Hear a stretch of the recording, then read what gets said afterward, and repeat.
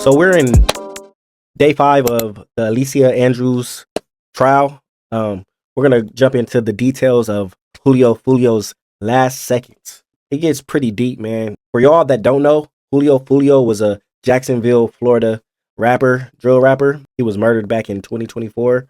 Since then, they have arrested 5 suspects, one of them being a female. Her name is Alicia Andrews. So she has 4 other defendants that are going to be standing trial like later. She's charged with premeditated first-degree murder with a firearm and conspiracy to commit premeditated first-degree murder with a firearm. So the conspiracy is where the DA is really trying to get her, because they're trying to say that she was a part of the detail in tracking down Julio Foolio while he was in Tampa. Just her being in the car with one of her boyfriends, Isaiah Chance. So this girl right here, they're trying to make her like she's the setup backdoor type of girlfriend, and she was helping assist with the tracking. So that's where the conspiracy charge coming at.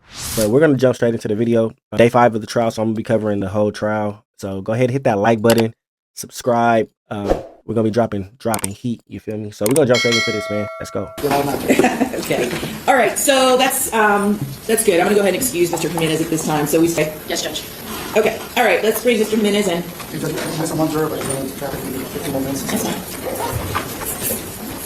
Judge, and I'm also hearing it was Fox 13 this morning when they were recording. She's actually not out on bond right now. She's actually in custody. But for a trial, they dress them out in dress clothes so they can appear more appealing to the jury. I don't know why she's smirking. I don't understand the whole laughter part of the trial. For someone to be on trial for premeditated murder and conspiracy murder, like, it's like, I don't get that part, because the jury is looking at her. They are watching her, and they are judging her character and how she's moving and her body language. A good lawyer would tell their client not to portray that they're unremorseful or even just sympathetic to the whole situation. This is a murder trial. For her to be laughing and giggling is not a good look for the jury. But hey. About opening statements, I think they pre-planned an interview with Mr. Malcolm and Mr. McClimate talking about the evidence. Okay. What is it? It was Fox 13 this morning. Aired your interview. That is Mr. Gaithright walking out with a large duffel bag, and Isaiah Chance walking out with bags. And you'll see they start loading that black car, which is a Chevy Impala. That is the car that goes north in the hotel complex. That is the car transporting the assault team. And they load the bags into the trunk. No indication whatsoever that Alicia Andrews was on some kind of... So this guy right here, this is Alicia Andrews' defense, one of her defense lawyers. So this is the opening statements to her trial. He's going to be arguing that, hey, my client had nothing to do with this murder. No conspiracy isn't involved. And this is going to be pretty much the jury listening to him and his defense for his client. And then the prosecution will have their chance to plead their opening statements for the jury as well. Kind of surveillance mission. She wasn't even dressed like the rest of the alleged conspirators. Alicia Andrews tells Detective Ramos this, but he says, no, what are you doing there? You must be stalking. You must be surveying. And she tells him that that's just not the case. I'm with my boyfriend. She says it over and over again. I'm just with my boyfriend. In the interview, Detective Ramos asks, is that you in the car? Without hesitation. She says, yeah, that's me. Another truthful statement. Do you know the guy who drove you to McDonald's? No, she doesn't know him. Just showed up at the Airbnb that night. You guys went to some clubs? Yeah, couldn't get in though. And the reason why they didn't go in is because they didn't like the price. They asked the bouncer how much, didn't like the price, didn't go in. Do you remember the clubs that you went to? Not really. Is that you and Zay as they walked in the parking lot? Isaiah, they call him Zay. Is that you and Zay? Yeah. Is he using your phone? Yeah. Who is he talking to on the phone? I don't know. At the McDonald's, was Isaiah in the back seat? Yeah. But the reality is Alicia Andrews had one agenda, and this group had an entirely different agenda. The group, all of them in the group, made their phones go ghost, except Alicia Andrews. All of them wore all black attire. Not Alicia Andrews. If the state's right, all of them went in the back door of the Airbnb. Not Alicia Andrews. All of them brought guns to the party, except Alicia Andrews. It was Alicia Andrews the entire time who had one agenda and one alone, that to be with her boyfriend, never in a group of guys who conspired to kill Charles Jones. Impala? And do we see people running past the front of the Tesla? Yes, sir. Is that the rear of the Tesla? That is the rear of the Tesla. Is this the side of the Tesla? So this right here is the prosecution showing the footage at the crime scene of the night Julio Foolio was murdered at the hotel. So they got footage. They got this footage from a Tesla, actually a Tesla that was parked in the parking lot. So the Teslas, they got over several cameras on them. So the prosecution retrieved those camera footage from the owner of the Tesla and caught these guys in 4K committing this murder against Julio Foolio. That would be the passenger side of the Tesla. Okay.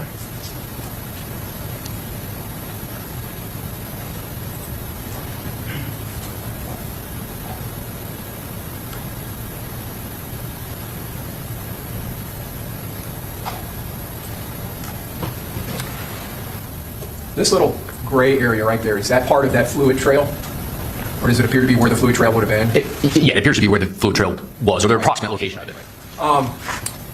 So you've indicated that the victim's car followed a path going north here through the parking lot and then went in between the building here and the dumpster there. So in this area, are there some kind of barriers here or curves that it would have gone over? Yes, there's a curb there. Stage 5I.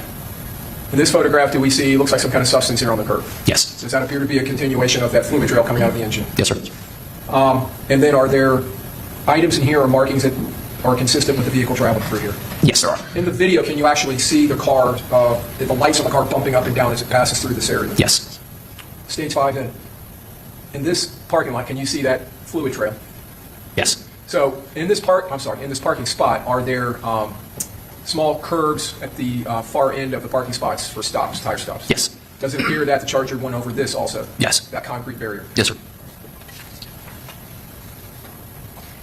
Stage 5O, and it's your belief that it impacted this motor vehicle? Yes, there was some minor damage to that vehicle that was consistent with a sideswipe type collision. Stage 5P. Stage 5Q. And now we can see almost the wet glistening of that fluid. Yes, sir. And do we see the continuation of the fluid trail all the way up to the victim's car? Yes. Yes, sir. Stage 7A. Did you view this in the crime scene, this motor vehicle? Yes. Did you notice damage to the motor vehicle consistent with gunfire? Yes. Is that pretty much all of those? Man, look, man. There was over 3 shooters. I believe 2 of them had AR-15s, assault rifles, and 1 had a Glock. So 3 shooters shooting at this vehicle with Julio Foolio. Julio Foolio was in the passenger seat. There was one of his friends driving. I believe it was 2 other people in the back seat. And look how this is a crazy amount of bullets. 2 ARs and a Glock. You're not getting past that. Where those yellow tape markings are. Yes. Stage 7B. Did it appear a lot of the gunfire was directed into the windshield? Yes. Okay. Stage 7K going on to the driver's side. Did there appear to be damage running along the driver's side of the car, not from gunfire, but from some kind of impact to the car? Yes. Or the car impacting something? Yes. Did there also appear to be damage from gunfire on the driver's side? Yes, there were. And I believe this is another mark here from an impact? Yes, sir. And possibly another mark here, so 2 on the driver's door. Yes, sir. 6B. That's what I'm saying, man. Like, look at her. She don't even look like the type of person that backdoor somebody.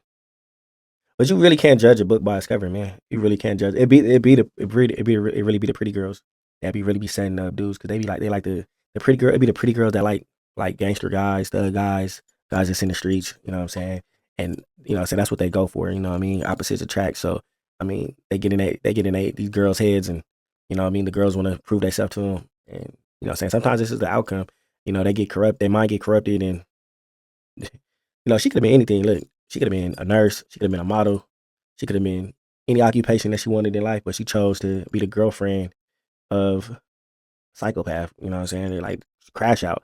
Like he crashed out, and in the process, she's collateral damage. If she beats this case, hopefully she get out and change her life around.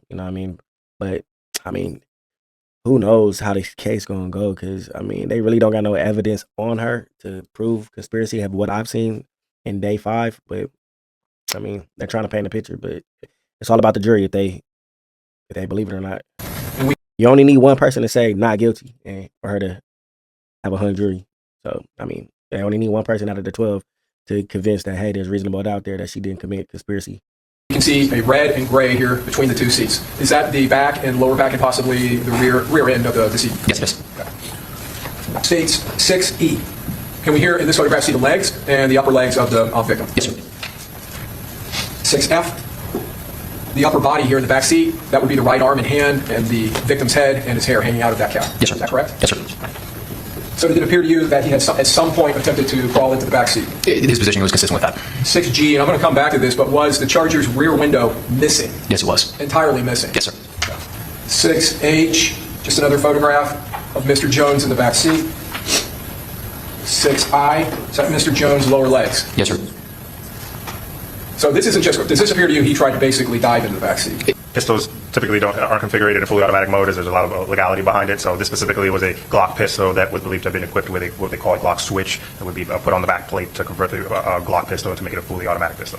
Were there other So they hit him with the switch, the young switcheroonie. So that's pretty much a fully automatic right there. The Glock with the button on the back, switch, AR-15, 2 assault rifles. Whew. Who did you make mad? You know what I mean? That's why, man, look, the streets is dead. You out here, like, you know what I mean? Rest in peace to Foolio. You know what I mean? Now, but everybody's involved in this now, like, you know what I'm saying? Losing their freedom or losing their life. Like, for what? For clout? Having ops. You know what I mean? But pretty much they bringing up witnesses on the trial. They're bringing up forensic guys. This guy right here, I believe he's a detective. So they're bringing up to detectives and stuff on the stand to talk to the jury and explain, you know what I mean, furthermore in detail what's going on with the case, you know what I mean? So this guy right here, he's a detective. He's just pretty much breaking down what weapons was used and how they're used. Pretty much just showing the jury like, whoa, you know what I mean, painting a picture, connecting the dots and putting up together pieces. other items of evidentiary value to this homicide that occurred here in Tampa, Florida, that were located in the Toyota 4Runner that Sean Gathright was located in 3 days after this homicide occurred? Yes. What was that? Like I mentioned, just the amount of ammunition and firearms accessories that were similar in nature to some of the ones seen on the rifles located on the video camera from the scene. And going back to that Home to Suites video footage that you watched, did you also watch the video footage from the Tesla? Correct. Based on you viewing that video footage, was there anything unique about the firearms in this case that caught your attention? Yeah, the most distinct thing that really caught our attention early on was the fact that both of the rifles used at the scene were equipped with brass catchers, and therefore they left no shell casings at our scene. And since there were no shell casings left by the assault rifles at the crime scene, Them boys have brass catchers on their guns. Y'all know what brass catchers is, man? Look. So pretty much like if you got a gun and you shoot it, the casing ejects from the gun. So at the crime scene, that's how detectives connect the gun to the bullet. You know what I mean? It's logic, right? So, you know what I'm saying? These guys got real crafty and put brass catchers on connected to the gun. So every time they shot, the casing would jump into like this little catcher casing. So there's no way to connect the casings to the whatever gun they had. Pretty crafty, huh? Let's jump back into it. is there ever going to be any sort of shell casings that we can compare that would be of use in our case? No. Based on your review, Dr. McCormick, have you come to an opinion as to Charles Jones, well, let me rephrase that. Have you come to an opinion as to a reasonable degree of medical certainty as to Charles Jones' cause of death? Yes. And what is that? His cause of death is gunshot wounds to the torso. As part of that wound, was there an entrance wound on the upper right chest? Yes, there was. And was there any exit wound associated with that gunshot wound? No, there was not.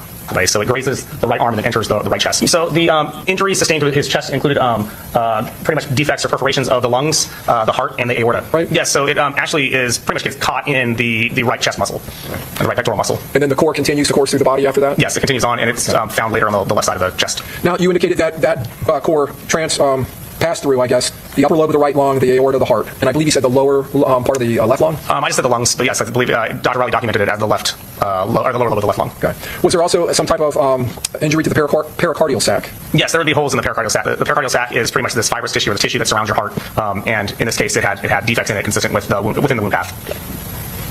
And then it ends up in the musculature of the lateral left chest? Yes. Let me ask you first of all, would this wound have been fatal? Yes. Was there a documented amount of 700 milliliters of liquid and clotted blood in the right pleural cavity? Yes. What is the right pleural cavity? Again, this is the right. The pleural cavity is the space between the lung and the chest wall. Okay. And then there was a left hemothorax consisting of 1,100 milliliters of liquid and clotted blood in the left pleural cavity, so the same area on the left side of the body? Correct. And then another 50 milliliters of liquid and clotted blood in the pericardial sac, which you've already told us is a sac that it surrounds the heart. Yes, correct. So we're talking about almost 2 liters of blood just in this wound. Yes. Is that a significant amount of blood and bleeding? Yes, that is. What is the total volume in an average adult male? The average adult male can have anywhere from 4 to 5 liters of blood. So pretty much what the doctor is saying, that his gunshot wounds was external. All the external bleeding in his gunshot wounds, he was bleeding externally. So he pretty much bled out on the inside. He lost half of the blood in his body, leaked out inside. You know what I mean? Which is crazy to think. If he lost 2 liters of blood within seconds. Your body holds 4 to 5 liters. So that's half your body's blood volume he lost within seconds. Exit wounds in any of these wounds? No. So this wound, what part of the body, what anatomic structures did the projectile pass through? So this wound passes through the left kidney. It passes through the diaphragm, which is your muscle that helps you breathe, and it passes through the left lung. Okay. Is this a fatal wound? Yes, it can be. And is there, well, you've already told us there's no exit wounds in this autopsy. Okay. What internal structures were affected by that wound? It only struck the left kidney. So Mr. Jones suffered 2 gunshot wounds to his left kidney?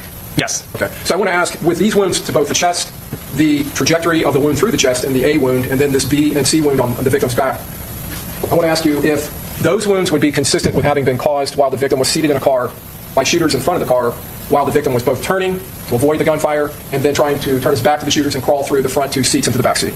Yes, they could be consistent with that. Especially the fact that he would be bent over. Would that, in your opinion, would that account for this upward trajectory, or could it, through his body? Yes. The second wound in the back that we've talked about, which is number 4 in that photograph, was that a fatal wound? So it wasn't immediately fatal. There's a lot of variables with that injury. It depends on how much he bleeds from his kidney and how long it would take him to get care. He could survive from that wound, but he could also succumb to it too. It would be really hard to determine. Okay. These wounds to the back and to the front of Mr. Jones' body, how long would it take after infliction of these wounds, especially if they happen in rapid succession, to cause death? It would only take seconds with the amount of blood loss that he had or he sustained. Okay. And could he have lost consciousness in seconds? Yes. With these types of wounds, what is the actual, you've talked about gunshot wounds being the cause of death, what is the actual mechanism of death? So mechanistically, there are 2 things at play here. One is blood loss. So if you don't have enough blood in your vessels, you can't maintain your blood pressure, and you can't get blood up to your brain or to your heart. And then the fact that the one bullet in his chest passed through his heart muscle, it caused structural damage to the heart, and so you're going to be more prone to having an abnormal heartbeat. So both are, and combine that with the blood loss and him not getting enough blood to his heart, you can have both of these mechanisms happening at once. Man, look, rest in peace, Foolio. And man, streets is dead, man. Like, you know what I'm saying? Like, get you a little female, get your money, stay out the way. All this op stuff is dead, bro. Like, you know what I'm saying? Like, losing your life over what? 15 seconds of clout? It ain't even worth it. Now, Shorty got a good chance of beating this case. You know what I'm saying? Prosecution really haven't been showing any kind of evidence that she's conspired in it, you know what I'm saying, besides being the girlfriend of Isaiah Chance and, you know what I mean, riding up there to Tampa Bay with them. But, I mean, that doesn't prove guilt that she planned and helped plan the murder of Julio Foolio. So that's what they have to prove, that she helped and assisted in it. So, I mean, it's a 50-50 chance, man, that she could beat it. It's all about what the jury feels. So, you know, go ahead, like, subscribe, follow. We're going to keep dropping these bangers.